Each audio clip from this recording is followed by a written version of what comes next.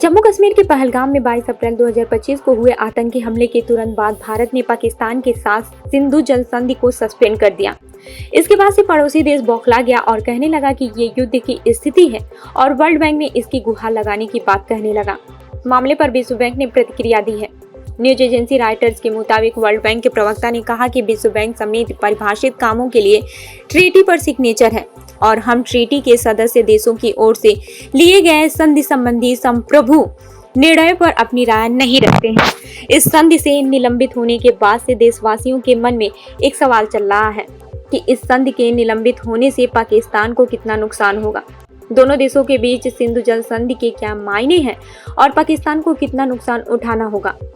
इस बारे में न्यूज एजेंसी IANS ने केंद्रीय जल आयोग के पूर्व प्रमुख खुशविंदर बोहरा से बातचीत की।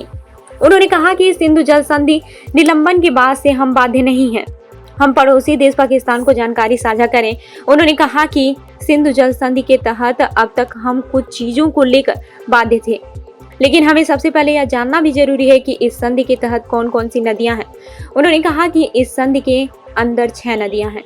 रावी, ब्यास और सतलुज, उसका पूरा पानी भारत के लिए है। इसके अलावा सिंधु, झेलम और चिनाब का ज्यादातर पानी पाकिस्तान के लिए है। उन्होंने कहा कि 1960 में यह संधि हुई जिसमें कुछ बाध्यता थी, लेकिन संधि के निलंबन के बाद से अब कोई बाध्यता नहीं है।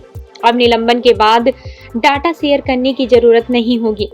भारत पाक के कमीशन के बीच मीटिंग नहीं होगी। इसके अलावा पाकिस्तान से भी लोग यहाँ पर देखने के लिए आते थे कि कौन कौन से प्रोजेक्ट यहाँ पर चल रहे हैं। अब उसकी भी कोई ज़रूरत नहीं होगी। उन्होंने आगे कहा कि हम जो प्रोजेक्ट बनाते थे उसे लेकर भी उन्हें जानकारी देनी होती थी। पाकिस्तान आमतौर पर हमेशा की तरह हमारे प्रोजेक्ट्स में खामियां निकालता था, लेकिन अब वह जानकारी देने की ज़रूरत नहीं होगी। मानसून के दौरान भारत सिंधु नदी प्रणाली के भीतर बाढ़ की स्थिति के बारे में पाकिस्तान को कोई अपडेट नहीं देगा। मुझे लगता है कि जब तक यह सिंधु जल संधि निलंबित रहेगी तब तक पाकिस्तान को परेशानी होगी।